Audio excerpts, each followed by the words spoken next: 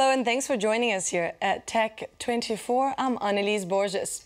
Coming up, tech giants invest millions in old and new media after the recent purchase of the Washington Post by Amazon's Jeff Bezos.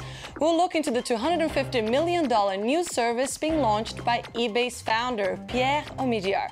Could this be the reinvention of journalism? And in Test 24, we check out a new connected thermostat for the home, which, designed by superstar Philippe Starck, is not only smart, but beautiful. After Amazon's Jeff Bezos purchased the Washington Post, now it's eBay's founder's turn. Pierre Omidyar has plans to invest $250 million in a general interest news site. Credibility, influence. What exactly are tech giants looking for when they invest in media companies?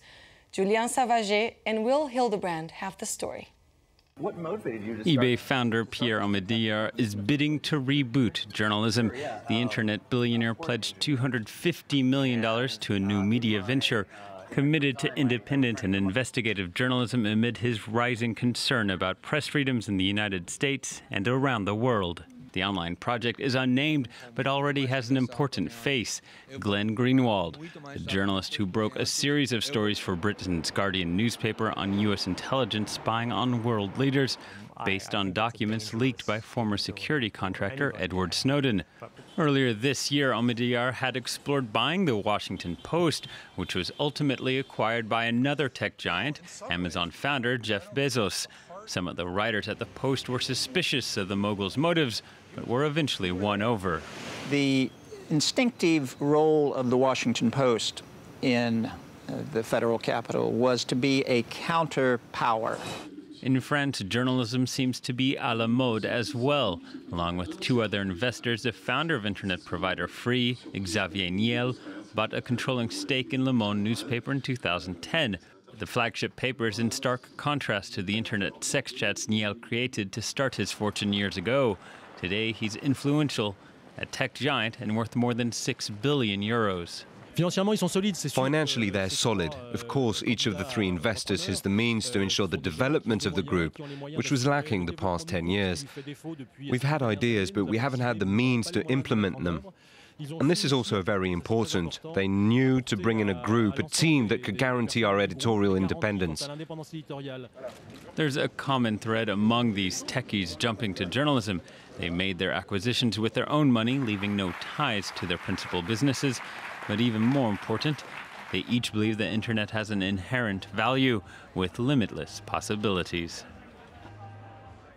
And Marc is with me in the studio. Marc, can you tell us a little bit more about this trend? Who else is investing in the media? Well, besides the two tech giants that we just saw in the report we just had, we've also got Lauren Powell Jobs, widow of Steve Jobs, who's invested some money in a newspaper, in a sort of media communication startup called Ozy.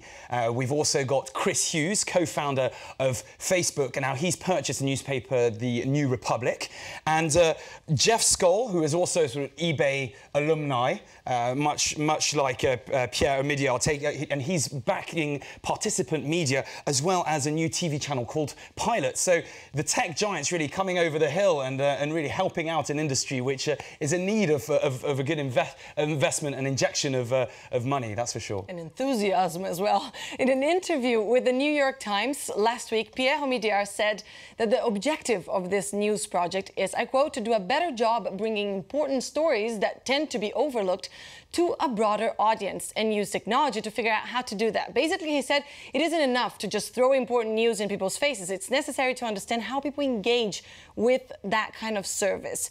Are we about to witness a revolution in journalism powered by technologists? I mean, short answer, yes. You know, you look at these guys. I mean, the fact is they're all long-term strategists. They don't just go in for the quick buck. You know, you look at Amazon, you look at eBay. These guys have long-term strategies. strategies. On top of that, they're not just bringing us cash. What they're actually doing is bringing a huge amount of intellectual property and a huge amount of technological savviness and know-how. I mean, these guys know exactly what the trends are. They analyse. They're experts within the trends. And on top of that, they're joining it at a time when, you know, journalism really is in need of an injection. There's a lot of cost-cutting. There's advertising revenues are diminishing. The margins are getting smaller. And really, these guys are coming to save. And it's a ripe environment. You know, it's easy and it's cheap to do platforms, to create platforms, to do collaborative work, and to spread media via Twitter, Facebook. It's all instantaneous. So you can see the appeal as well for those guys. Huge boost, huge boost. All right, thanks for that, Mark. Shall we move on? Let's move on now. It's time for Test 24.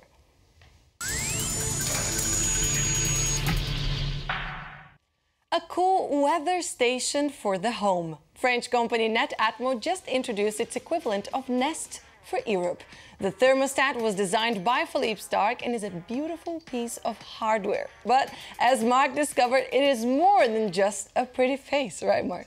Well, it certainly is a pretty face. You know, you put a guy like Philippe Starck behind the design, and you can see just how dainty, how beautiful, and how aesthetically pleasing it is. Now, on top of that, using the Netatmo app is very, very simple. Wirelessly connected, you just need to connect the two together, and then from the comfort of your office or being away from your home, you can control the temperature in your house. Now, in these difficult financial times and the climate that we're in, to excuse the pun, you can save up to 25% on your heating bill, which is an incredible amount of money when you take that over a year. Can you show us how the app works? So you could teach a monkey to use this app. It's so simple. Okay. You very, very simply, so remotely sat at your office, you can just change the temperature directly here. If you want to change it straight away, you can also do a planner, and you can see here, you know, across what savings you've got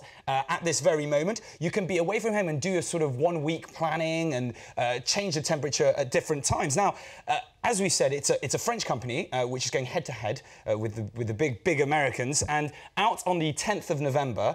Not available, won't be available in Europe until 2014. Although right now, once it's out here in France, it will reach 15 million homes, including gas. Anyone who has a gas or fuel or wood-burning heating system, not electric, unfortunately. Yeah, it's a good system. It can already be pre-ordered online, and it's priced at 179 euros. How did you rate? Well, you're not going to be surprised to know that the design, we gave it a very high mark, 8 out of 10. Simple to use, and I think it's quite good value for money, although many of these systems are actually already in place. Certainly in the UK, you kind of do your own programming already. You can't do it remotely, but I guess once you've programmed it once, that's the big difference. It does do one thing. You can program remotely and be away from your home and change the temperature. Now, whether people are willing to spend 179 euros to do that, I think it was more to do with the 25% saving, really. All right, thanks for that, Marc. That's all we have time for. Thank you for joining us for another edition of Tech 24. You can get in touch with us via our social pages on Facebook or on Twitter. Our hashtag is Tech 24. And we leave you today with a bright idea. Rjukan in Norway was accustomed to spending most of winter in the dark due to the high mountains that surround the city. But that is all about to change thanks to the world's largest solar mirrors, which will reflect some sunlight into the town's main square from September through March. Artist Martin Anderson drew up the plans and got 670,000 euros to make the idea a reality. Thanks for watching. I'll see you next week.